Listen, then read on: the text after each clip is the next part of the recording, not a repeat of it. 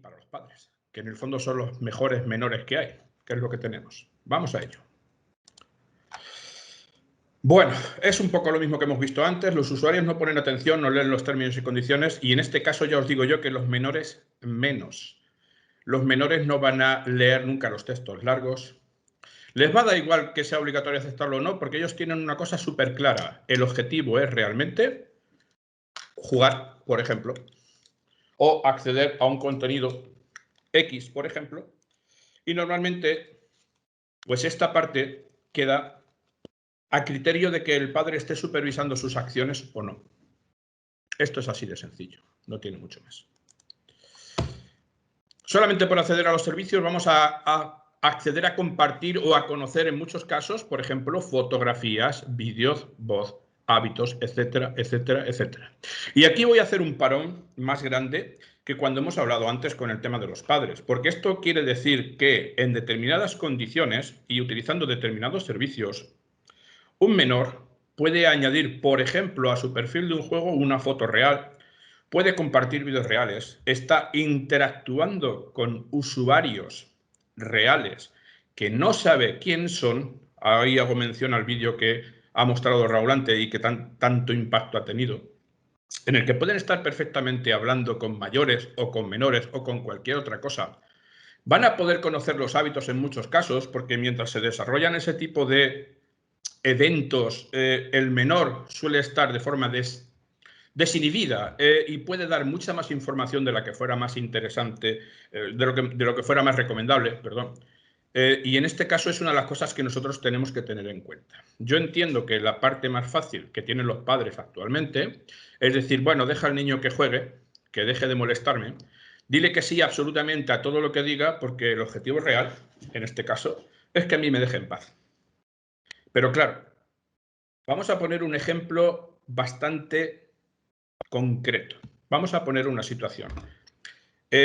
Hace un tiempo estuvo muy de moda en Latinoamérica, parte de Chile, parte de Argentina, similares, lo que se llamaban los secuestros express. Alguien te llamaba con un número de teléfono y directamente te decía que tenía secuestrado a alguien y que o les hacías un envío X o ese familiar o esa persona que tú tenías asociada directamente lo iba a pagar. Lógicamente tenían una tasa muy alta de éxito porque a ti te pillan normalmente sin información. Si no eres capaz de contactar con la persona que sea directamente, tienes un problema. O imaginaos que eso ocurre, por ejemplo, si se lo hacen directamente a un menor, a través de redes sociales y a través de métodos de pago que puedas tener disponibles de la forma que sea. Si tú a un menor le haces una extorsión indicando algo similar, pues él va a tratar por todos los medios, si está asustado, de satisfacer a quien lo está haciendo. Entonces, nosotros como adultos tenemos que tener la obligación de supervisar determinadas cosas y, sobre todo, tenemos que fomentar el diálogo con los menores para que ante cualquier problema de esas características o cualquier otras, ellos nos den una voz de alarma. Ya digo que a veces es complicado porque estamos tan ocupados, que nos olvidamos de que realmente cuando tenemos un problema, esa ocupación va a tener que desaparecer forzosamente. ¿Por qué es interesante saber exactamente cuáles son los términos de servicios? Pues ya directamente para saber cómo funcionan, ya digo, pero además porque pueden generar compras no deseadas. ¿Cuántas personas le han dejado a un menor un móvil o una tablet o algo por el estilo con un servicio de compras activado y el menor que ha hecho? Pues se ha dedicado a comprar, sin más, y luego te llegan los sustos. ¿Qué es lo que suele ocurrir? En algunos casos hay compañías, como por ejemplo la Epic Store, que te dice que nunca vas a poder superar una cifra de 2.000 euros al mes, que ya es una cantidad respetable, no sé si me explico, pero hay otros que no, que directamente incluso han creado servicios para aprovecharse de este tipo de cosas. Entonces, en ese caso, digamos que lo vamos a tener un poquito más complejo. Sí que es cierto que luego hay empresas o entidades que tienen un seguro para este tipo de cosas o tienen algún tipo de medida de protección. Pero si no somos conscientes de ello, evidentemente, el susto y el disgusto y en ocasiones la estafa, no hay quien no las quite. A un menor sería interesante decir que sus acciones pueden involucrar de forma directa o indirecta a amigos, personas, familiares y todo lo demás. Por lo tanto, No es que no juegue, evidentemente, porque no se trata de eso, sí, pero sí tratar de concienciarle que hay determinadas cosas que es mejor que no hacer. Y que cuando se pilla un cabreo con alguien, lo mejor que tiene que hacer es evitar la rabieta y ese tipo de acciones que incluso a los adultos nos hacen de cometer acciones no demasiado recomendables para tratar de calmarse y verlo, bueno, de una forma un poquito más relajada. Además, tenéis que tener en cuenta que desde que se permite interactuar en juegos de voz, por chat, enviando imágenes, dependiendo del tipo de servicio que sea, pues evitar dar determinada información es una forma de evitar el ciberacoso. Eso es bastante interesante. Y además, el conocer los términos de servicio y las condiciones de uso, en caso de sufrir ese ciberacoso, es justamente por donde tenemos que empezar, aparte de hacer las denuncias oportunas, lógicamente, para tratar de evitar la situación que se está produciendo. ¿Realmente son tan accesibles? ¿Pensáis que son tan accesibles los avisos legales, condiciones de uso, las cookies, la privacidad y otros textos vinculantes para los niños? Pues aquí voy a dejarlo en el aire porque sí me gustaría verlo en práctica. Es así de sencillo, ¿vale? Vosotros podéis hacer la composición que queráis al respecto, pero ya te digo que esto va a ser lo mejor verlo en la práctica, a cuestión de cada uno, ¿vale? Ya digo, hasta aquí la parte de charla, porque lo que quiero hacer ahora es enseñaros en plan real algo para contestaros un poco algunas de las preguntas que hay, ¿vale? Lo que voy a hacer es algo muy fácil. Mira, voy a hacer algo tan simple. Esto es en tiempo real, con lo cual podríamos obtener algún tipo de demora. No sé si estáis viendo la pantalla en la que debería verse Roblox. ¿Lo podéis confirmar? Sí, me imagino, ¿no? Bueno, esto es lo que va a ver un niño realmente, ya digo, en Roblox. Yo voy a tratar de ver dónde está aquí el texto legal en un momento determinado. Voy a decir que me muestre más, de la forma que sea, a ver qué sale. Vale.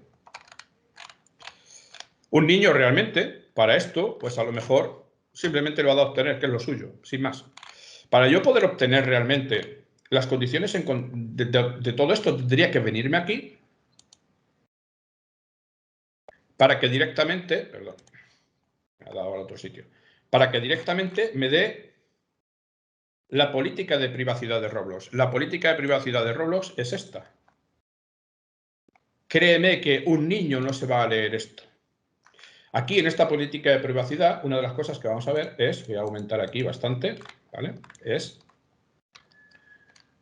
esta política de privacidad se aplica a todos nuestros sitios web en el dominio roblox.com, tal. Es aplicable a nuestras prácticas en relación con los usuarios de Roblox y que incluye un conjunto específico de prácticas dirigidas a menores de 13 años. El servicio es operado por o en nombre de Roblox. Ahora te dice aquí, si eres residente de la Unión Europea, toda esta política es aplicable. Sin embargo, los residentes tienes que ver la sección 15. ¿Vale? Pues vamos a ver qué dice la sección 15. Ahora entendéis lo de que digo de que no es tan accesible en muchos de los casos acceder a la información legal de uso y que por eso en alguna opción, en muchos casos tenemos que molestarnos un poco en saber qué es lo que estamos firmando al decir que acepto, ¿vale? Aquí me va a decir que el RGPD se les obliga a una serie de cosas, que es muy normal, ¿vale? Simplemente en nuestro caso va a decir que utilizamos cookies y aquí te dice, tenga en cuenta que usuarios menores de 13 años se registran en servicio, su cuenta se establece automáticamente en modo de privacidad y van a tener algunas capacidades, pues vamos a decir, capadas, ¿vale? En el momento que superan esos años, automáticamente ya les empiezan a dar otro tipo de anuncios, otro tipo de contenidos y todo lo demás. Te dice también con quién van a compartir los datos, ¿vale? Los datos con los que van a compartir, que no son unos servicios tan extensísimos como los que hemos visto antes con el tema de la cookies, en este caso, pero también son bastante grandes, también está bien. Y sobre todo, te va a dar una serie de opciones de con quién van a divulgar la información personal en un momento determinado. Como os digo esto, ya te digo yo que simplemente los niños no se van a leer, van a tener que ser los padres. En este caso también nos informa de los derechos que tenemos, que son los típicos que te obliga a poner a disposición de los ciudadanos europeos el Reglamento General de Protección de Datos, ¿vale? Solicitar información, etcétera, etcétera, etcétera, etcétera. Esto es lo que tenemos en este sentido.